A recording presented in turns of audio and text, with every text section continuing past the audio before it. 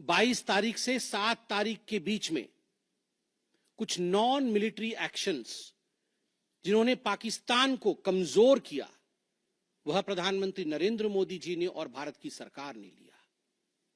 ये जो ऑपरेशन सिंदूर है, इसका एक मिलिट्री पोर्शन है तो एक नॉन मिलिट्री पोर्शन भी है। और नॉन मिलिट्री पोर्शन में सबसे बड़ी बात, इंडस वाटर ट्रीटी, जो सिंधु नदी समझौता 1960 का था, उसे स्थगित किया गया, अबेयंस में रखा गया। आप सभी जानते हैं लगभग 90% पाकिस्तान जो है इसी पानी पर निर्भर करता है। लगभग 80% उनका जो कृषि है इस पानी पर निर्भर करता है। इस पानी को यदि रोक दिया जाए तो पाकिस्तान की 1/4 जीडीपी गिर जाती है। इस पाकिस्तान को अगर इस पानी से वंचित रखा जाए तो पाकिस्तान के हालात वैसे होंगे कि उनकी जीडीपी लुढ़केगी, कृषि लुढ़केगा। केवल कृषि और जीडीपी नहीं, उनके पावर कट्स होंगे और इस प्रकार का माहौल पाकिस्तान में पैदा होगा कि पाकिस्तान एक फ्रजाइल स्टेट के रूप में, अभी भी फ्रजाइल है, और फ्रजाइल स्टेट के रूप में वो सामने आएगा।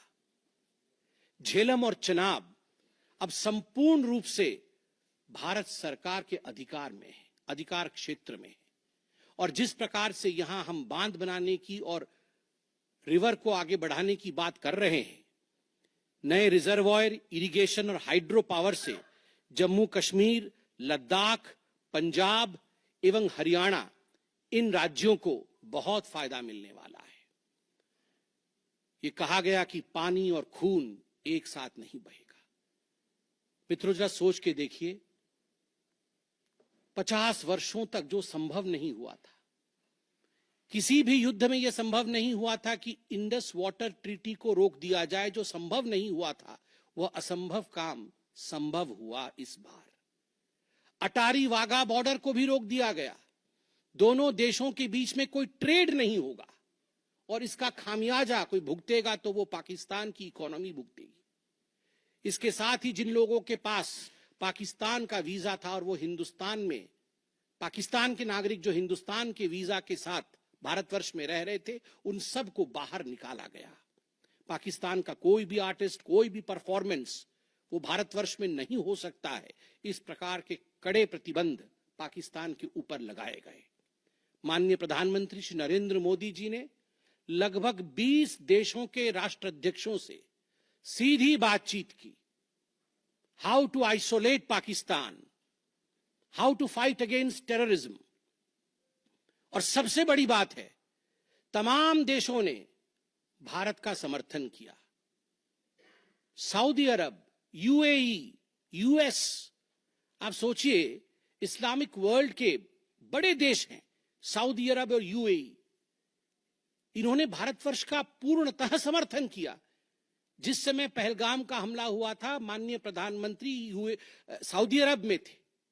सऊदी अरब के अपने दौरे को जब वो छोड़ के आए, तब उनको वहां एश्योरेंस दिया गया कि आप जाइए, हम आपके साथ खड़े हैं, वी सपोर्ट यू, हम टेरर के खिलाफ आपके साथ कंधे से कंधा मिला के लड़ेंगे। Pakistan was isolated. ये जो नॉन मिलिट्री एक्शन लिया गया, आज मैं कहना चाहता हूं कि 50 वर्षों से भी अधिक समय तक जो टूल्स कभी इस्तेमाल नहीं किए गए थे, जिस क्षेत्र में भारतवर्ष कभी नहीं गया था, वह टूल्स इस्तेमाल किए गए। और अपने आप में भारत के लिए ये बहुत बड़ी बात है। बहुत बड़ी बात है कि इंडस वाटर ट्रीटी को रोका गया, 20 से अधिक देशों का समर्थन, आतंकवाद के खिलाफ एक निर्णायक हमले की तैयारी। और 6 और 7 मई 2025 उस रात निर्णायक हमला होता है आतंकवाद के ऊपर। सभी जानते हैं कि 9 आतंकवादी ठिकाने जो पीओजेके में थे और पाकिस्तान में थे, उन्हें ध्वस्त किया गया। यह ऑपरेशन सिंदूर एक बहुत बड़ा दायरा तय करता है। इसने पूरे विश्व को दिखाया कि भारतवर्ष क्या कर सकता है। ऑपरेशन सिंदूर ने दिखाया कि केवल एलओसी नहीं, इंटरनेशनल बॉर्डर के पार जाके भी भारत पाकिस्तान के अंदर किसी भी टारगेट को प्रिसाइसली उस पर हमला कर सकता है और आतंकवाद के खौफ को समाप्त कर सकता है।